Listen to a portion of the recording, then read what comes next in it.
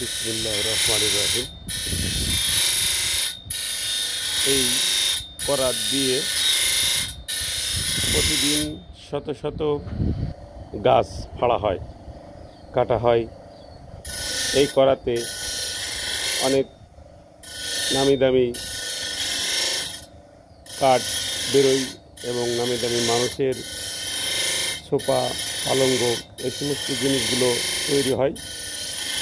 এই করাতের দ্বারাই অনেক কাঠের গুঁড়া বের হয়। এই গুঁড়াতে অনেক কিছু তৈরি করা হয় এবং যেনারা এখানে কাজ করছেন আমরা সেই কাজের নমুনাগুলো আপনাদের আমরা দেখাচ্ছি। আপনারা এখানকার মিস্ত্রি, আপনারা এখানে আপনারা প্রতিনিয়মিত যে কাজগুলো করেন, তো এই কাজ আপনাদের কত টাকা প্রতিদিন আপনারা পান? 500 টাকা হাইজিরে কত টাকা পান? 300 কারো 400 টাকা, কারো 300 টাকা আছে। আর ওই কমিশন পায়। কমিশন কেমন?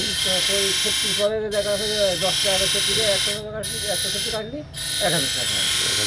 গড় পড়তায় কত টাকা করে পান আপনারা? ওই 600 থেকে 700 টাকা করে কাজের পরে নির্ভর করে। কতদিন যাবত এই কাজ করেন? আমি তো 10 বছর তো চলে। এই মিলটা কার? মিলটা ওই যে উলার, ওই যে মিলটা নাম করে, ওই যে নাম জানেন না? শামসুল মোল্লা। শামসুল মোল্লা। হ্যাঁ। ছেলে মেয়ে কয়জন? আমার 2 মেয়ে। 2 মেয়ে, আলহামদুলিল্লাহ। প্রতিদিনই আসেন কাজে? কোনো ঝামেলা ঝঞ্ঝাট এরকম কাজকর্মে এরকম কিছু আছে কিনা?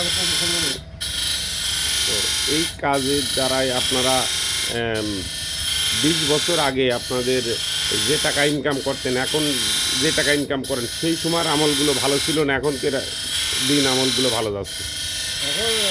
এখনকার যে হিসেবটা, এখনকার হিসেবটা একটু ভিন্ন। এখনকার ধরো সব জিনিসের দাম ছিল কম, এখন সব জিনিসের দাম হলো বেশি। সেই হিসেবে এখন ধরো ইনকামের খরচ একটু বেশি হলে সেইটাই বেশি ভালো। তাতে বোঝা যাচ্ছে যে আগের দিনগুলো কি ভালো ছিল না এখনকার দিন ভালো? আগের দিন হিসেবে ভালো ছিল, এটা ভাবি। কতদিন যাবত ইলিশ মাছ কেনেন না? গত সিজনে কিনেছি, এই সিজনে এখন আর গোস্ত?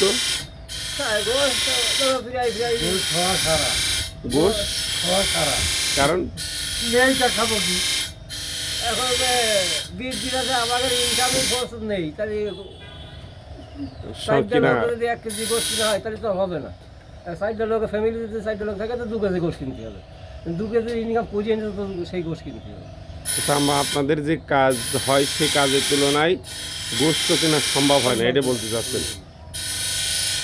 সুপ্রিয় দেশবাসী, আপনারা এই মিলির মিস্ত্রি যারা, আমরা তাদের সাথে কথা বললাম। আসলে প্রতিনিয়মিত পদে আমি যাওয়া আসা করি।